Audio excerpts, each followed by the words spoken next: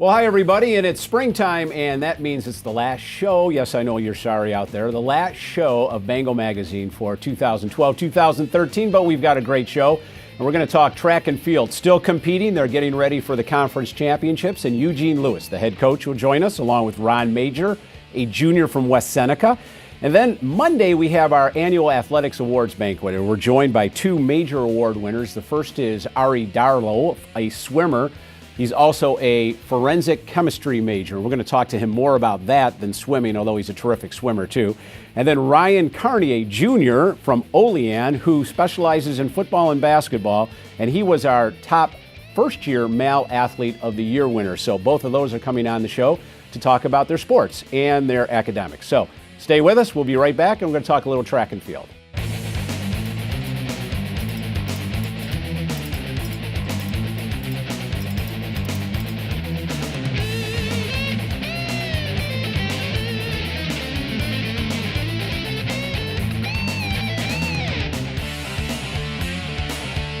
Well, before we start talking a little track and field, I do want to remind you of the Bengal Club Golf Classic, which is Monday, July 8th at beautiful Briarwood Country Club in Hamburg, New York. We're looking for 144 golfers. That's a sold-out field, and all the monies raised will go to the 400 student athletes here at Buffalo State and their program. So if you're a golfer, come on and join us. Give me a call at 878-6514 or visit our website at buffalostateathletics.com. Click on the big banner on top, and it'll give you all the information. And if you're not a golfer and maybe you want to sponsor the event or sponsor a foursome, you can do that too. So hope to see you at the Bengal Club Golf Classic Monday, July 8th at Briarwood Country Club. And segueing into, I don't know why, but segueing into track and field, which has nothing to do with golf, is Eugene Lewis, the head coach of the Bengals. And Eugene has brought along Ron Major. And welcome, gentlemen. Coach, we're getting down to the nitty-gritty here, pal. We got a few days left before the conference championships and then obviously the NCAAs. Mm-hmm. So why don't you give us a rundown of where you think we stand? Let's start with the men first. Well, with the men, you know, we have a smaller group but high quality. We're traditionally, we've been sprint heavy, but now we're more jumps heavy in terms of our performance level. So the men are pretty much in the same place they've been over the years. Very competitive, looking to finish in the top three. Okay. And with our throwing and middle distance situation improving, I'll say, you know, we're looking for some positive things. Yeah, I just want to touch on that a little bit. You said improving a little bit, maybe improving a lot. I don't know, but the way I see, we have one gentleman who's in the top 15, I think, in the country. That adds points to your totals then, obviously? Absolutely, because in years past, that was one element of our team aspect that we were looking to improve, and that's exactly what we've done. Right. We've gone and gotten some quality young men involved in that particular event group, and they're doing extremely well. Okay, now let's go over to the women's side, and 16th right now in the country, I believe, at the latest poll. Expectations. I mean, there are expectations now. Is this a team that can win the conference championships and move some athletes on to the NCAA? It's definitely a team that will contend for the conference championship. One of the areas with the women's program, unlike the men, is we have some strides to make in the throwing area. And that may be our Achilles heel this time around. But there are some things that if we overcome and continue to compete, the young ladies will definitely be in good shape to win a championship. From a national perspective, you know, to be quite frank, we haven't talked about that much. You know, we just kind of want to get out of April healthy. One of the big discussions within our program, believe it or not, we're really talking about finishing strong academically. There you go. And things of that sort. So the national conversation hasn't really taken place yet, but that will happen after conference championships. Okay, absolutely. One day at a time. You're joined by Ron Major, a high jumper and a decathlete. So, Ron, welcome. We move outdoors, and tell the viewers about being a decathlete. What can you remember what the events are? And if you can't, I'll keep track, because there's, I believe, 8 or 9 of them. And go ahead and shoot. Tell everybody what you compete in. There's 10 of them, and it's over 2 days. And the first day is the 100-meter dash, and then you got long jump, shot put, high jump, the 400-meter dash. Second day is 110 hurdles, pole vault, discus, javelin, and then you end the day with the 1,500 meters. You're correct, Ron. Very good. And all of that over 2 days. Yes. What is your training like for something like that? Not only on the track, but also nutritionally and rest-wise. Take us through a couple of days of training for you. It's very busy. Gotta go to throws practice. Gotta go to jumping practice. Gotta do a couple sprint workouts here or there, and do hurdles, all that. And then maintain eating-wise, and then make sure my academics are up there, and all that. I would think that it would be an interesting weight training program that you're on, because you're using, a hurdler is different than a shot putter, and we've learned that from Nate Young, who's been on the show. So of all of these 10 here, which are your favorites and which are your least favorites? My favorite ones would probably be high jump and hurdles, since I'm pretty good at those ones. And I don't really have a least favorite. I like them all. Yeah. Okay. And how does one become a decathlete? I mean, when did you first get interested in wanting to do this? Well, in high school, I did the pentathlon, which is 5 events. Okay. And then coming into college, I was just like, oh, I want to try out the decathlon and see how that goes, and did it and had fun. And here you are. Yep. So 5 wasn't enough. Let's go for 10 in over 2 days. That sounds great. I'll just play 2 rounds of golf in 2 days. That would be fine with me. Is he one of these student athletes that the program has started to bring on board? We've talked about the distance runners in your field, and here's a decathlete. Is this somebody that the program has started nurturing in the last 2 to 3 years? Absolutely, because one of the signs of a quality track and field program, believe it or not, is looking at the development of what are called multi-athletes, your pentathlons, decathletes, so on and so forth. Because in order to be competitive in that particular event group, you have to be good at everything. And that's just a tribute to the kind of athlete Ron is, right? To have the ability to compete in so many different events. So we look for more kids who are more diverse event-wise, and it gives us a better chance as a team or as a program to kind of slot people into particular event groups. Right. I'm always curious to get your comments toward the end of the year on the state of your program. Track and field is one of the elite programs at Buffalo State right now, and the women are 16th in the country. What's the next step for this program, Coach? I mean, obviously national champions, which have already been happening. Mm-hmm. Where do you see the next logical step for your program? Well, the biggest thing that me and my staff really want to get a grasp on is becoming very consistent from a conference championship standpoint. Okay. It's something that we want to establish. We were close to establishing that, and that's something that we look towards as an immediate goal. But the ultimate goal, which I believe the college and administration and many others are behind us, is the goal of really being nationally recognized and competing at the highest of highest levels. So our young men and young women always aspire to win a national championship as a team. Fantastic. Now, we've got about a minute left, and I'm kind of curious. When I look at a team that's 16th in the country, I want to relate that to you going out to high schools and meets. And I mean, you want to wear that on your sleeve, I'm sure. You want to tell folks that this is what's happening at Buffalo State. How does that help you when you go out there? Well, track and field is a little bit different because it's somewhat like swimming and diving. It's an individual sport at the same time as a team sport. What you'll find with a lot of great track and field athletes, even with their high school experience, they don't have a lot of team success. Just due to the dynamics of how high school was set up. You only can have one champion, so on and so forth. So there's a lot of kids who experience track and field, and they don't experience team championships. Gotcha. So it's very attractive to know that you can compete on a nationally ranked team. Gotcha.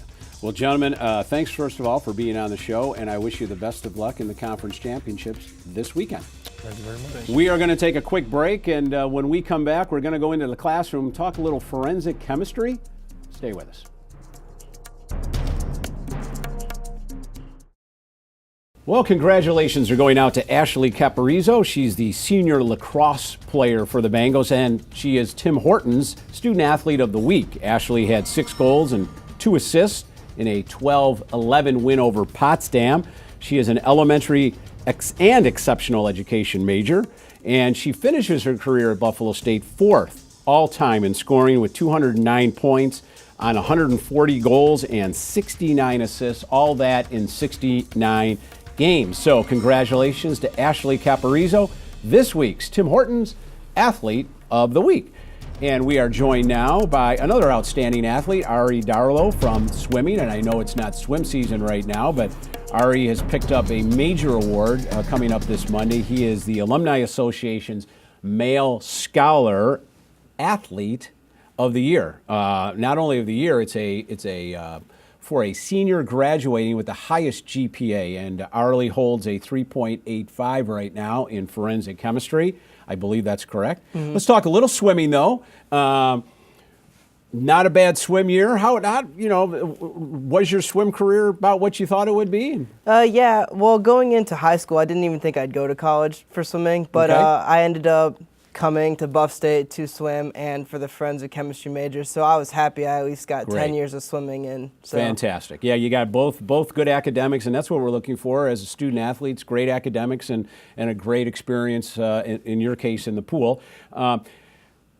Tell me about doing both. I mean, here you are carrying a 3.85. You're picking up this major academic award on Monday. Let me just take us into a day. It's December 10th.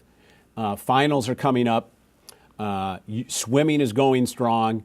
What's a day like for you in the morning, afternoon, and evening? How do you manage this time? Well, it's actually pretty easy. I learned how to do that in high school mostly, but I would basically wake up at 8 a.m., do some homework if I have any, and then if I have classes, I do classes. I plan out my meals too, so I fully maximize my time so okay. I can not only have academic success, but I can also be successful in the pool and then also have as much free time as I want. Wow, unbelievable.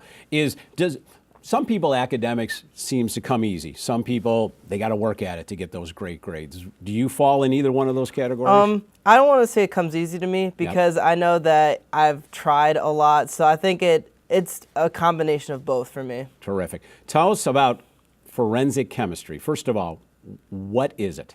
Forensic chemistry is basically using chemistry and applying it to basically the criminal justice system. Okay. Like what you would see on CSI, even though that's not technically accurate of what it is. Basically, it's people in labs working with real cases and trying to solve whatever the police gives them. Okay, so for example, there's a murder.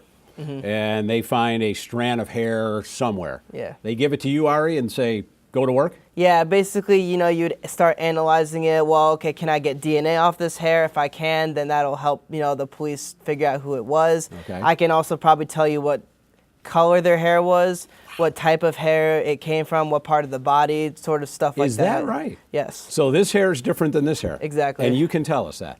Basically. That is incredible. Is this like a double major? I don't mean to put words, but it sounds like you need criminal justice background too, or is it simply chemistry and forensic chemistry? It is a double major. It's technically forensic chemistry and chemistry major. And I had to take a lot of criminal justice classes, also a lot of biology and a lot of physics too. Okay. So I have a diverse background. Have you gone out and worked on a case, or what would be the coolest thing that you've done so far that you could relate to the audience? I actually went to a camp in New York City at Fordham University, and it was like a whole forensic chemistry camp thing, and we actually got to work on some cases, and like at the end we got to actually try and solve a case in our group, and it was really cool. That is amazing. How does one get interested? I mean, I'm assuming you enjoyed the sciences going into high school, but there's a lot of ways you can go in science. What got you into forensic chemistry? I think it was more the chemistry, and I wanted to use the chemistry to sort of solve problems. I hate it when people say, I want to save the world, but I really want to help people. Right. And I figured using chemistry and forensic chemistry, if I could help the justice system, I think that settles it for me. I'm assuming that the career paths and the job opportunities are pretty open out there. It seems like an up-and-comer. Would you agree with that? Yeah, it really is a big field right now. I mean, not a whole lot of schools do offer forensic chemistry, but a lot of master's programs are offering masters in forensic chemistry, and a decent amount of students are trying to get into those fields. So it is very up-and-coming because of the television shows. Well, and the novels. I mean, I'm a big James Patterson reader, and he always talks about this type of stuff. So, and a great segue, by the way, moving into your master's program. Now, you're graduating here, and we're going to miss you, but you're not going to be far away, about 8 hours away by car, and you're going to Boston. Tell us what's happening in Boston for you. Well, I was trying to look for programs. I mean, I know I wanted to get a master's degree because it'd make me look better as a job applicant. So I started looking for programs, and I set my bar pretty high. So I tried to apply to the 2 best programs, and Boston University happened to be one of them. So I decided I wanted to go to Boston and live in a city. Fantastic. Tell us a little bit about what you'll be doing. It just extends what you're doing now into more in-depth. What does the master's program give you? Yeah, it basically gives me all the tools that I would need to either go into a PhD or go into a job. Basically, it helps refine my set of skills so that I can just go out into the working world if I wanted to. Okay. Well, you're being humble, so I'm going to tell the audience a little bit more about this program. They take about 20 students each year, and that's not from Buffalo, that's not from New York, that's not from Connecticut, that's from the entire country. So when you apply for something like that, and you're a competitor, you're a swimmer, you're an athlete, what do you think your odds were of getting in, even with the 3.85? I bet you there was a few other ones that had a 3.85. I knew that I had at least decent odds because being captain of the swim team and having my recommendations from not only my coach but my teachers as well. I think that put me in a pretty good spot to at least get a position in Boston, so I was pretty happy about that. Yeah, I think that's interesting how athletics can move into the academic end of things with leadership. You agree with something like that? Exactly. So you had mentioned a doctoral program, and off screen you said, well, I'm not sure, but it's just step by step right now, and then maybe a PhD in this? Yeah, I've been thinking about it more and more, and I really want to try and get a PhD, maybe come back to Buff State and teach forensic chemistry here. I'd really like that. Fantastic. And if you don't teach, can you see yourself in a police department or whatever? I mean, what would be your dream job right now? When I was a kid, I always wanted to work for the FBI. I always wanted to be Agent Ari Darlow. So, and my parents were like, "Oh my God, you can carry a gun!" Like they were very shocked about that. So, it's worn off by now, but that's always still have been my dream. Well, I want you to come back at one of our alumni events and flip your badge out to us, okay? Ari, congratulations and best of luck down the road. Thank you. We are going to take a quick break, and when we come back, we're going to talk a little football, a little basketball, and a little TV with Ryan Carney. Stay with us.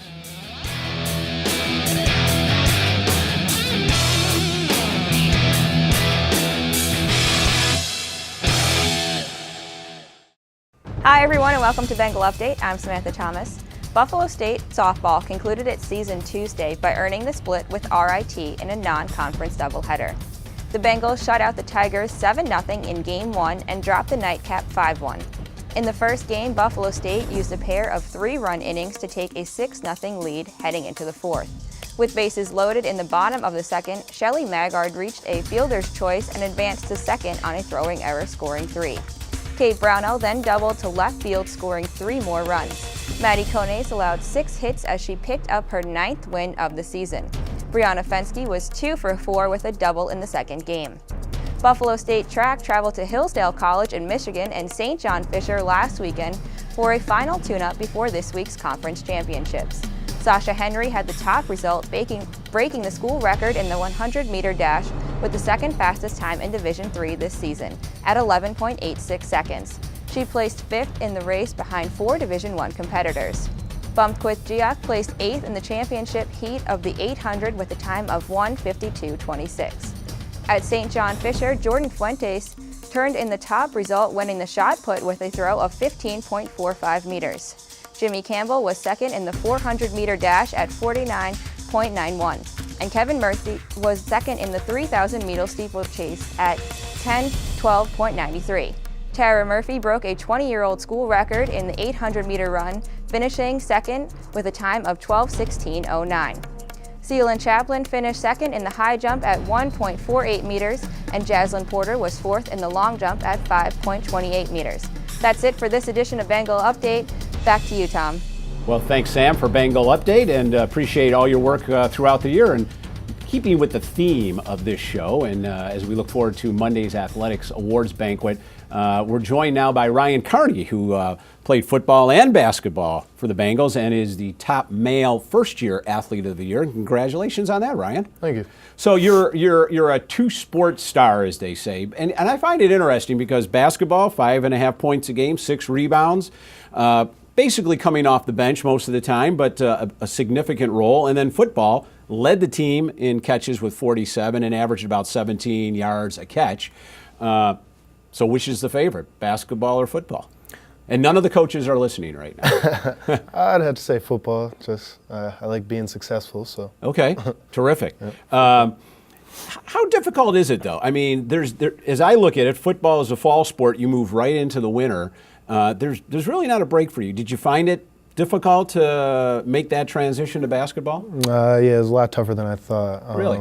My body was a little bit wore out for football. I hadn't played in 2 years, so I wasn't physically ready as I thought. So when I went to basketball, I didn't have all the legs that I thought. I lost a little jumping ability and a little speed, but it was pretty tough, but overall, I got through it. I'm curious, do you just pick that up over time then, getting back into basketball and doing sprints and suicides and all that? Or, I mean, is it just a matter of a couple days, a week, 2 weeks? When did you feel like you were back to basketball ready? I didn't feel really basketball ready until I got that break between semesters. Okay. I got a little time to let my body rest, but I would have liked to train a little different. Do a little more leg lifts during football season, keep my legs ready for basketball so that I could have that strength as soon as I transition. Well, you probably beat me to the punch on that. I'm assuming you're going to come back again next year and play both sports. I don't know if you are or not, but if you are, what have you taken out of this year and what can you apply to next year, especially with the body, nutrition, training, et cetera? Yeah, need a lot of rest. Okay. Watch what you eat, stay away from junk food, soda, drink lots of water, fluids. Other than that, lifting's real key. Keep your body strength-wise in the right shape. Mm-hmm. You may go down as one of the most historic wide receivers in the history of Buffalo State. And it might not be for your career or one season. It might be for one game, and in fact, it might be for one catch. And that was the game-winning touchdown against the number 1 team in the country this year, Wisconsin Whitewater, where the Bengals traveled to Wisconsin and, lo and behold, knocked off the number 1 team.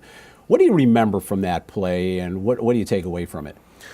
It was crazy. Overall, it was pretty surreal, actually. That whole drive, we started the hook and lateral, it was 4th and 19. Yep. We got there, and we had a 40-yard screen play, and then I think we had 2 plays before that catch, and then we had called timeout, and coach was trying to draw up a play, and Casey, our quarterback, wanted to run something different, and we ended up going out there, and Coach Boys had told us to do one thing, and we did something completely different, and it ended up working. So. All right, now let's go step by step. So you call the play in the huddle. Mm-hmm. Casey gets to the line, sees something different, checks off. Nope. No, what happened? It was like a little argument in the huddle about what play to run, and we ended up running out of time, so we just went with what Casey thought was the right call. And what was the call, and did you sense it was going to work when you got to the line of scrimmage? I'm not sure what Coach Boys exactly called, but we had switched my side. We called a certain formation. I was actually supposed to be on the other side of the field, but we had switched it. Okay. So I was on the short side of the field towards our sideline, and Casey told me to run a slant and go, and that's what we did, and ended up working out. Very interesting because, as the viewers can tell, here's a well-spoken young man. He's got a good look about him, and has his own. You have your own TV show, is that right? Tell us about that. It's on campus, I know, but is it the Ryan Carney show? And how did it all happen? And what's it all about? AJ Spare, he's works for BSC TV. Correct. And he followed me a lot for football after I had that first real successful game. And then he knew that I was going to play basketball also, so he would write a couple stories on me, ask me if I wanted to do my on the show, and of course. Of course. So you didn't even think about it. No hesitation. So what's the format of the show, and how long is it? Is it a sports show? Is it a general Buffalo State talk show? It's a sports show. Okay. 10 minutes or so, just come on there and talk about football, basketball, Great. X's and O's, stuff like that. National or sticking to campus here? I wish it was national. Oh, okay. No, I mean, do you talk about national issues? Oh, no. No, just Buffalo State issues. Just Buffalo State. Well, listen, don't take my job. I like this job. All right, it's a lot of fun for me, but I wish you the best of luck. And first of all, second of all, and third of all, congratulations on the awards on Monday. Thank you. You're welcome, Ryan. Well, that's going to wrap it up for this edition of Bengal Magazine and the entire year. I want to thank everybody here at Instructional Resources and all of our guests, and Jeff Ventura, our executive producer. We'll see you again in 3 or 4 months for more Bengal Magazine.